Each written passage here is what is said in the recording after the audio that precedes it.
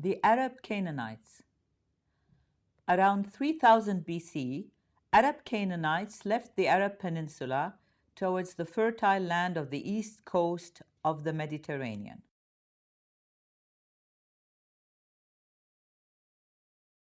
Jerusalem. Around 3000 BC, King Salim of the Canaanite Arab tribe built his capital on the hills of Palestine and called it Or Salim, Jerusalem, or the House of Salim in the Canaanite language. The Philistines. Around 1800 BC, the Philistines, Aegean emigrants, arrived in the land of Canaan and gave it the name of Palestine. Hebrews, Egyptians, Persians, Greeks, Romans, all passed through Palestine, invaded, occupied, and had to leave. Christianity. The birth of Christ added blessings to Palestine. Islam. Around 633 AD, Islam was introduced to Palestine.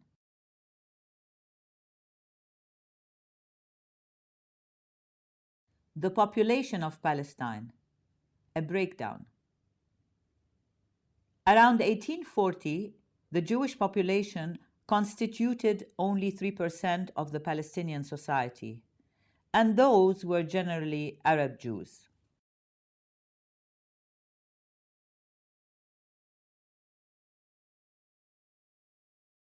Zionism. In 1897, the Zionist movement, a colonial ideology that appeared in Europe and evolved to a political organization that merged political and national desires around a misrepresentation of the Old Testament, this Zionist movement held its first Zionist Congress in Basel, Switzerland. Married to another man. The Jewish Congress aspired to create a Jewish state in the land of Palestine, under the claim that the land was uninhabited. To quote, "A land with no people for a people without a land." 2 representatives were sent to investigate the suitability of the country for such an enterprise. The rabbis who went to Palestine cabled the conference saying, quote, "The bride, Palestine, is beautiful, but she is married to another man."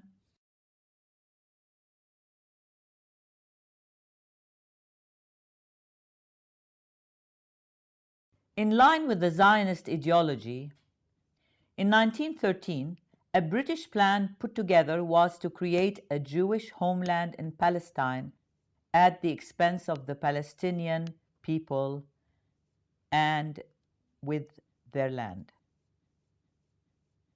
The British started to facilitate the Jewish transportation to Palestine.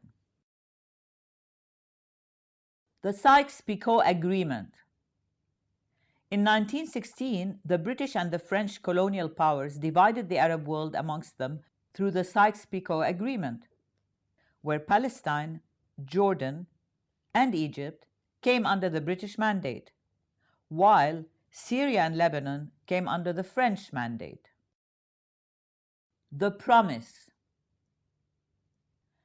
In 1917, the British Foreign Secretary, Arthur James Balfour, declared that his government will facilitate the establishment of a Jewish homeland in the area known as Palestine through the famous, or rather the infamous, Balfour Declaration. The Balfour Declaration was followed by the first huge Palestinian Arab uprising.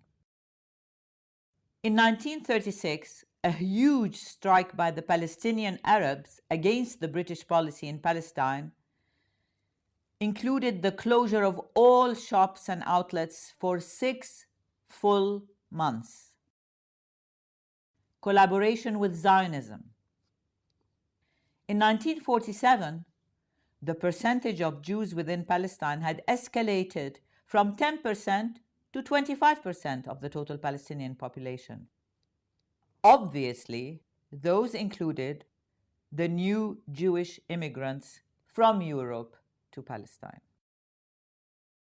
The unjust partition plan. In 1947, the United Nations voted for the partition of Palestine and gave 56% of the land to the 25% constituted by immigrant Jews from Europe. Palestinians rejected the United Nations partition plan. Terrorist attacks.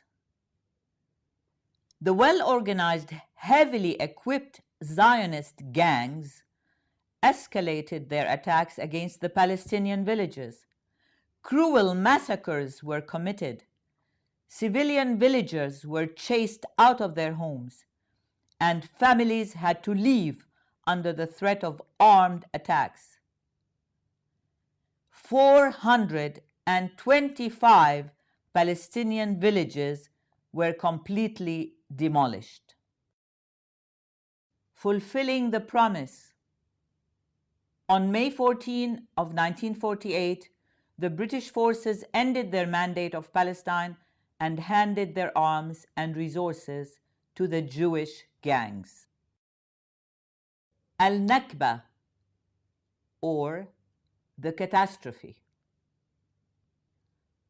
On May 15th, in 1948, the creation of the State of Israel was declared by the United Nations through voting.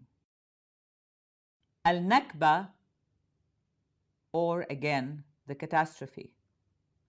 After the declaration of the United Nations, the Zionist gangs became the rulers of the State of Israel. Al-Nakba, the catastrophe. With no declaration of war, major Arab countries who were also under the British mandate sent forces to rescue Palestine, but failed, unfortunately, to do that due to the lack of ammunition and the lack of Arab leadership. Another phase of Al-Nakba, the catastrophe. All in all, 800,000 Palestinians were evacuated from their homes under the threat of the Zionist gangs.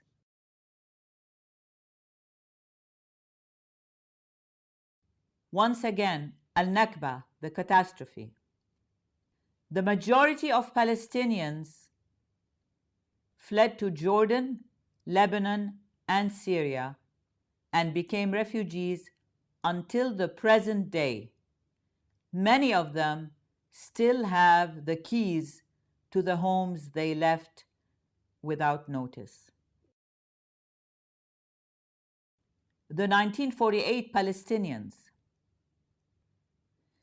200,000 indigenous Palestinians survived and remained in what was Palestine proper and became what we call today the 1948 Palestinians. The 1948 Palestinians. Those people are the offspring of Canaan, who were the core of this Palestinian culture of identity. Now, those people increased to 1.3 million through natural birth, and today they constitute 20% of the Israeli population.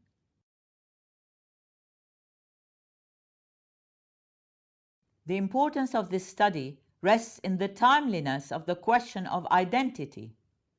Today, Israel continues to work on legally identifying the country as a Jewish state, which in effect means an apartheid state and in effect means the expulsion of hundreds of thousands of both Christian and Muslim Palestinian Arabs from Israel.